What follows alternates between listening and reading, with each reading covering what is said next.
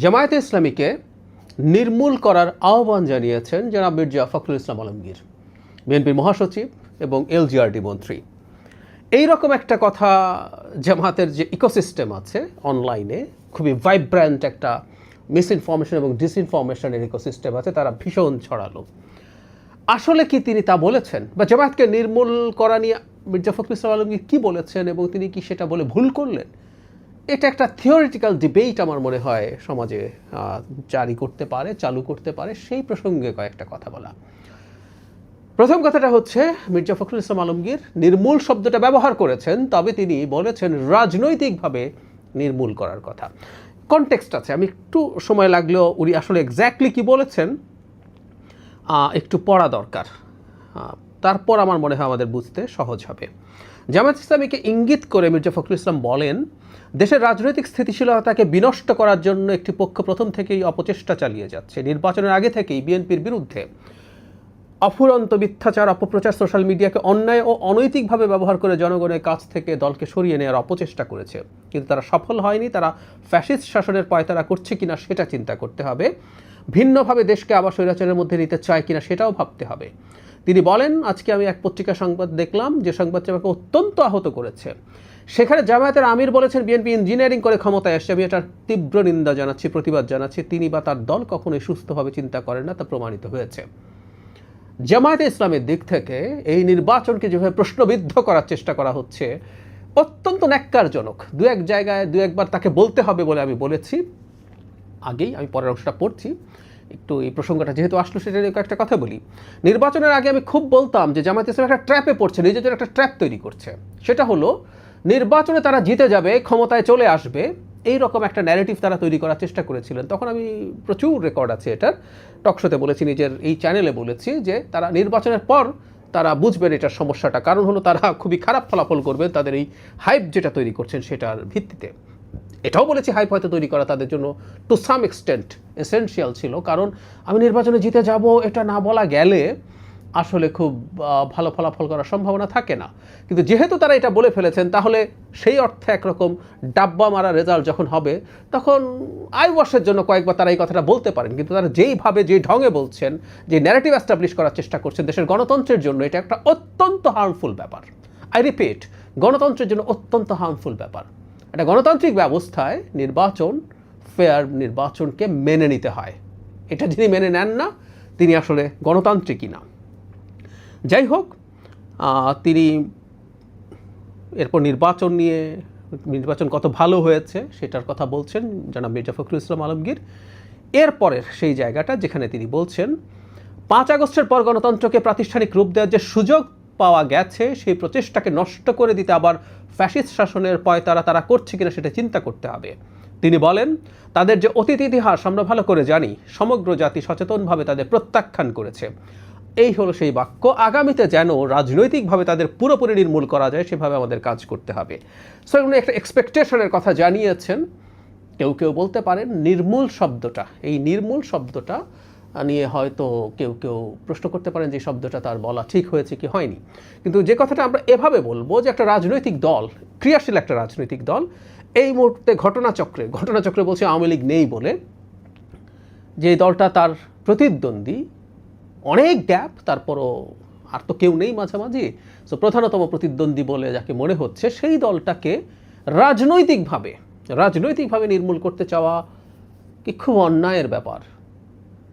কোথাও তো এটা বলা হয় নাই যে তাকে বল প্রয়োগের মাধ্যমে, যেটা শেখ হাসিনা করার চেষ্টা করেছেন, দলগুলোকে নানা রকম অন্যায়, মামলা, হামলা, ক্রসফায়ার, গুম ইত্যাদির মাধ্যমে তাকে এইভাবে নিশ্চিহ্ন করে দেয়া। সেটা জামাতকেও চেষ্টা হয়েছে, বিএনপিকে তো হয়েছেই। সেটার কথা তো নয়। রাজনৈতিকভাবে মানে হচ্ছে রাজনীতির মাধ্যমে তো কোনো দল নির্মূল হয়ে গেছে আরেক দলের রাজনীতির সাথে টিকতে না পেরে। এখানে সমস্যাটা কোথায়? মজার ব্যাপার, বহু ফটোকার্ড ছড়িয়েছে যেখানে রাজনৈতিকভাবে শব্দটা সরিয়ে ফেলা হয়েছে। মির্জা ফখরুল ইসলাম আলমগীর, এখানে আমি দেখলাম জামায়াত এটার প্রতিবাদও করেছে। জামায়াতও কি সম্ভব হলে রাজনৈতিকভাবে বিএনপিকে নির্মূল করতে চাইতে পারে না? নির্মূল শব্দটা কঠিন, কিন্তু এটা রাজনৈতিকভাবে করলে প্রবলেমের কিছু আমি দেখি না। বিশেষ করে বিএনপির মতো একটা দল যার সাথে জামায়াতের মারাত্মক মতাদর্শিক সমস্যা আছে। আমি ব্যক্তিগতভাবে মনে করি মধ্যপন্থী একটা দল বিএনপি, সে মধ্যডানও না, জামাত অতি ডান এইটা বলতে গেলে আসলে প্রবলেম হয়। মুনাফেকি রাজনীতির কথা আমরা বলছি এই কারণে, আসলে এই দলটাকে আমরা চিনতে পারি না। নির্বাচনের আগে প্রচুর কথা বলেছি যে দলটার বিভিন্ন পর্যায় থেকে ইসলামী শরিয়া কায়েমের কথা বলা হয়, মানে এটা ডানপন্থী গণতান্ত্রিক রাজনৈতিক দলও না। যে দলটা ইসলামী শরিয়া কায়েম করতে চায় বাংলাদেশে, সেটা ভালো কি খারাপ ইজ এ ডিফারেন্ট ডিবেট, কিন্তু যে চায় এই কনস্টিটিউশনাল ফ্রেমওয়ার্কের মধ্যে, এটা ইম্পসিবল। আমি বহুবার বলেছি যে আমাদের গঠনতন্ত্র যে কেউ পড়ে দেখবেন, এটা কোনোভাবে একটা গণতান্ত্রিক ব্যবস্থায় কাজ করার উপযোগী গঠনতন্ত্রই না। সে একদিকে ওটা বলছে, বেহেস্তের টিকিট বিক্রি করছে একটা পর্যায়ে থেকে, আবার উল্টো সর্বোচ্চ পর্যায়ে থেকে তারা শরিয়া কায়েম করবেন না বলছেন। তাদের যে ম্যানিফেস্টো আছে তাতে মধ্যডান এক ধরনের ওয়েলফেয়ারের কথাবার্তা বলছেন বা মধ্যপন্থী আচরণ করছেন ইত্যাদি নানান, একটা মানে গোজামিল দেওয়ার মতো ব্যাপার। সো এরকম মানে সারা পৃথিবীতে মধ্যডান আছে, উগ্রডান আছে, গণতান্ত্রিক ব্যবস্থার মধ্যেই সারা পৃথিবীতে উগ্রডান পন্থার এক ধরনের উত্থান আমরা দেখছি বিভিন্ন রাজনৈতিক দল এবং ব্যক্তির। সেটা তো পৃথিবীর খুবই আলোচিত ফেনোমেনন, কিন্তু এই দলটা তাও না, এটাকে চেনা যায় না। এটা মুনাফেকির রাজনীতি। সো একটা মুনাফেকির রাজনীতিকে যদি বিএনপির মতো একটা মধ্যপন্থী দল, যার বিরাট জনসমর্থন আছে এবং সেই জনসমর্থনটা কত বিরাট এই নির্বাচনে দেখা গেছে, সেই দলটা যদি মনে করে রাজনৈতিকভাবে এই ধরনের দলকে সে নির্মূল করতে চায়, সমস্যা কোথায়? উদার গণতন্ত্রে বিশ্বাসী বিএনপি নিশ্চয়ই গণতন্ত্রে বিশ্বাস করে বলেই সে চাইবে, তার এক্সপেকটেশন থাকবে বাংলাদেশের মাটিতে, বা আমি ব্যক্তিগতভাবে চাইব বাংলাদেশের মাটিতে আসলে আরেকটা উদার গণতান্ত্রিক রাজনৈতিক দল হবে। খানিকটা ডানপন্থী হতে পারে, খানিকটা বামপন্থী হতে পারে, কিন্তু সেটা গণতান্ত্রিক ব্যবস্থাকে মাথায় রেখে ধারণ করে সে রাজনীতি করবে এবং তাকে চেনা যাবে, হুইচ ইজ ভেরি ইম্পর্ট্যান্ট। সারা পৃথিবীতে যত উগ্র ডানপন্থী দল আছে, ইউরোপে মাথা চাড়া দিচ্ছে, আমাদের আশপাশে আছে, সেখানে প্রত্যেকটা দলকে আমরা আসলে চিনতে পারি। এটাও ইডিওলজি, এটার অবস্থান, এটার ভিত্তিতে রাজনীতি নির্ধারিত হয়। যে মুনাফিকের রাজনীতি জামায়াত ইসলামী বাংলাদেশে করছে, সেই দলটাকে আবারও বলছি রাজনৈতিকভাবে নির্মূল করায় কোনো সমস্যা তো আমি দেখি না, যদি কেউ সেটা এক্সপেক্ট করেন। বরাবরের মতো আবারও বলি, এই দলটারই বিরুদ্ধে যখন যে কোনো রকম তার রাজনৈতিক এবং তাদের ব্যক্তিদের মানবাধিকার লঙ্ঘিত হয়েছে, আমার প্রচুর রেকর্ড আছে সেটার বলার, সেটার বিরুদ্ধে কথা বলার। হাসিনার সময় আমরা বলেছি। সো ওই জায়গাটা আমরা এখনও আছি, ভবিষ্যতেও থাকবো। এই দলটাকে কোনো না কোনোভাবে অগণতান্ত্রিক পন্থায়, অরাজনৈতিকভাবে নির্মূলের চেষ্টা কোনোভাবেই হবে না। বাকিটা যদি হয়, সেটা এক্সিস্টিং দল সেই চেষ্টা করতেই পারে। সে একটা ক্ষমতায় থাকা দল, দায়িত্বে থাকা দল, চাইবে বারবার সে ক্ষমতায় আসুক, দায়িত্বে আসুক, জনগণের ম্যান্ডেটের মাধ্যমে অ্যাজ মেনি অ্যাজ পসিবল, যতবার সম্ভব ততবার। সমস্যা কোথায়?